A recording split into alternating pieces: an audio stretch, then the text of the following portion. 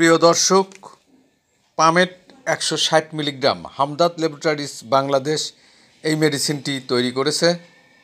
পামেট 160 milligram এটি একটি herbal medicine. এটি সম্পূর্ণ হার্বাল উপাদানে তৈরি, তাই এটি রাসায়নিক ওষুধের তুলনায় নিরাপদ। এই মেডিসিন প্রোস্টেটের সুস্বাস্থ্য রক্ষায় সহায়ক। এই একটি বক্সে 30টি ক্যাপসুল আছে, যার বর্তমান বক্সটির মূল্য 270 টাকা।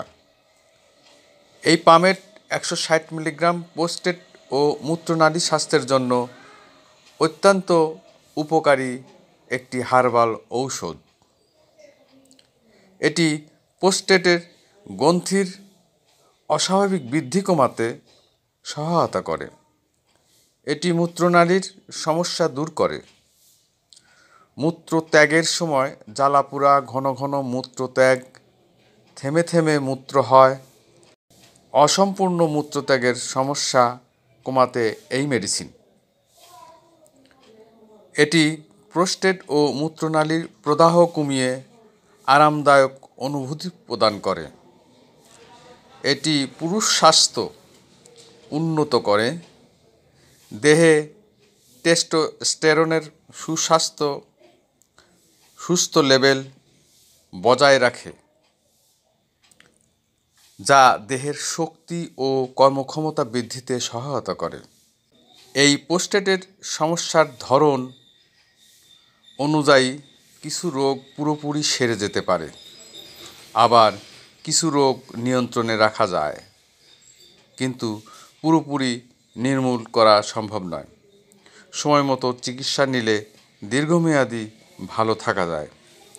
আবার পোস্টাইটিস, প্রদাহ, এটি যদি ব্যাকটেরিয়াল সংক্রমণের কারণে হয়, তাহলে অ্যান্টিবায়োটিক চিকিৎসার মাধ্যমে পুরোপুরি নিরাময় সম্ভব।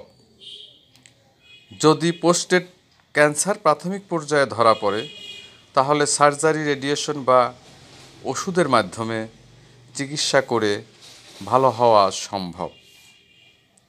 স্বল্পমেয়াদী চিকিৎসায় সংক্রমণ আবার ফিরে আসতে পারে, তাই চিকিৎসা পূর্ণ কোর্স নিতে হবে। এই প্রোস্টেট রোগ কিভাবে প্রতিরোধ করবেন ও এর করণীয় কী? পর্যাপ্ত পানি পান করা, নিয়মিত স্বাস্থ্যকর খাবার খাওয়া, যেমন ফাইবারযুক্ত খাবার, সবুজ শাকসবজি, টমেটো, বাদাম এবং ধূমপান ও মদ্যপান, চা, কফি পরিহার করুন। নিয়মিত ব্যায়াম করুন। প্রস্রাব চেপে রাখা যাবে না। আর যৌন স্বাস্থ্য ভালো রাখার জন্য নিয়মিত সেক্স প্রোস্টেটের জন্য উপকারী, তবে তীব্র ব্যথা ও অস্বস্তি থাকলে সেক্স কমিয়ে দেওয়া ভালো। প্রিয় দর্শক, আমার ভিডিও পছন্দ হলে সাবস্ক্রাইব না করে থাকলে সাবস্ক্রাইব করবেন। এই পামেট 160 মিলিগ্রাম ক্যাপসুল এর সেবন মাত্রা প্রতিদিন 1 থেকে 2টি ক্যাপসুল খাবার পর, তবে অবশ্যই চিকিৎসকের পরামর্শ অনুযায়ী। এটি পার্শ্ব প্রতিক্রিয়া বলতে সাধারণত নিরাপদ, তবে কিছু ক্ষেত্রে হালকা মাথা ব্যথা ও হজমের সমস্যা হতে পারে। ধন্যবাদ।